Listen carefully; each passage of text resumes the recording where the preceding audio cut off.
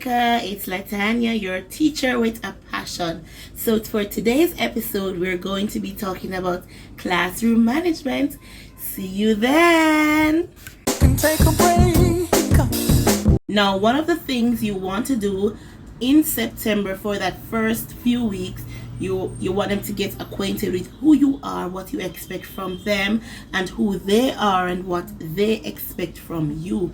Also, you want to get them acquainted with your routine, your class rules, how you expect them to form a line when we're going outside, how you expect them to answer questions. Now, what you don't want to do is to be talking.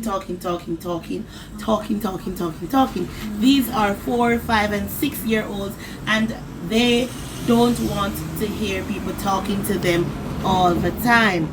So what you're going to do is demonstrate what it is that you want them to do.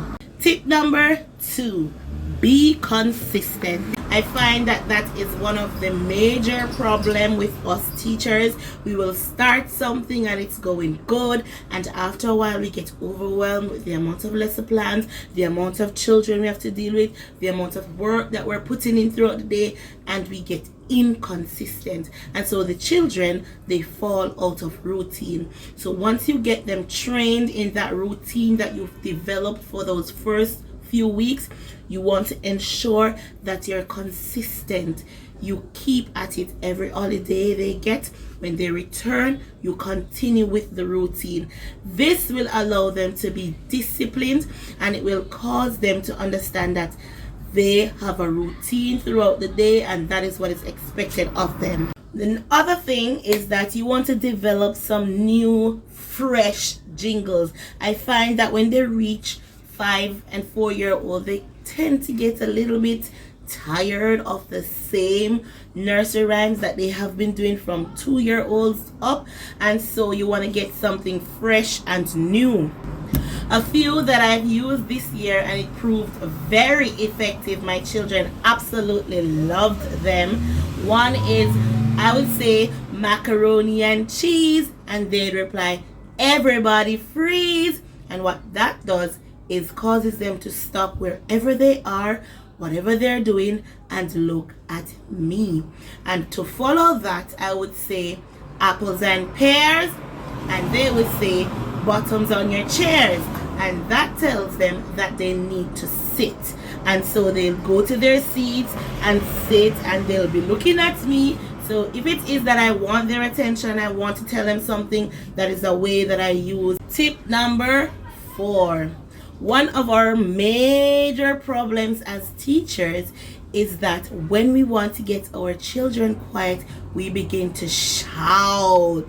And the problem with that is we're telling them it is okay to be loud to get your point across.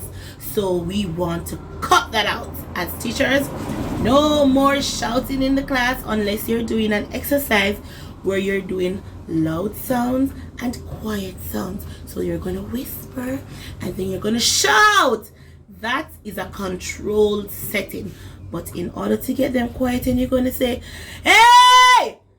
That is a no. Just start to sing a song, a nursery rhyme, say a poem, start doing some crazy dramatics, and that will definitely get their attention.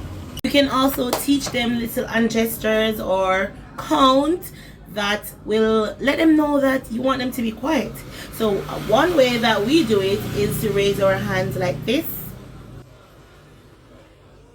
and you will just stay there until everybody knows that you want them to be quiet. But they're not just going to know that you want them to be quiet just by raising your hand. This is something that you have to teach them, which you do in those first few weeks, which are very critical. Very critical. And next thing you do, as I said before, is count it. So you can either count up or down. 10, 9, 8, 7, 6. Of course, you're telling them that by the time you reach 1, they should be quiet and seated, which is also something that you'll have to teach them before.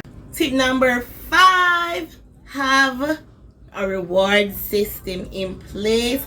This is like my most favorite of all, and guess what, it's also the children's most favorite. So each time you do something that is expected or required, you are given a reward. And of course, you have children who are not gonna be as disciplined as you want them to be, but you're also going to have an action to reaction reward system and consequence system. So of course, you know, you're gonna build them up, get them to love the little things that you have as rewards, and then you're gonna introduce to them, all right, children, this is what you get when you do as expected, when you do what you're told, when you follow the rules, when you raise your hands to answer or ask a question, when you walk in a straight line, when you complete your writing task. These are what you're going to get. And of course, which child doesn't love to receive a reward? But then there is also the side where you are given a consequence for your actions. So children, this is what is not gonna happen. If you don't raise your hand when you speak, you won't be acknowledged. If you don't walk in the line, you'll be placed at the end. And I find that, I don't know, my children, they all want to be at the beginning of the line. So to put them at the end is a big and so it causes them to conform and stick to the line. So with our reward system, of course, over time the children are going to get tired of saying, oh, all I'm getting is a star, or all I'm getting is a coin on the chart. That's nothing. I don't need that anymore. So you have to ensure that you are versatile, you keep it fresh, you keep it spontaneous, you keep it new every week, you come with something fresh and different. So you keep their interest, you keep them behaving, you keep them doing the things that you want them to do, and most importantly, you keep them disciplined. So what I do, I have a reward chart, and at the end of the month, the children with the most rewards on their chart, they receive a prize.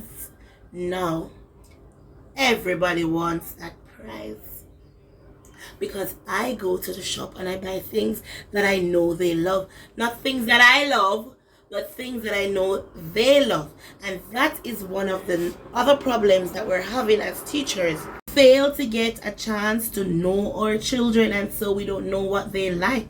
We just go out and buy anything that we believe they would want. Take the time to know your child. I guarantee you it will be worth it. Another thing that we need to do as teachers is move around. Go around the classroom and allow the children to know that I see you, I know what you're doing. That will keep them, confined a bit in terms of they won't be doing anything mischievous, because they never know when you're going to be walking past them. So don't be a lecturer. Don't be that old granny standing in the corner. Move around your classroom. Jump with your children. Roll on the ground when it's time to roll. Yeah, do it. Children live what they learn. And a teacher that does everything with you is a teacher that everybody's going to love and to listen to. Next big tip, the biggest of them all. Don't be afraid to love your children. Show them a little sugar. Give them a hug, a high five, inquire in their day. Hi, Johnny, how are you this morning? What did you see on the road this morning while you have a conversation with your children? Believe it or not, they are not heard. And the more you listen to them, the more they listen to you. I'm your girl, Latanya. See you next time. Hot air balloon that could go to space with the air like I don't care, baby, by the way.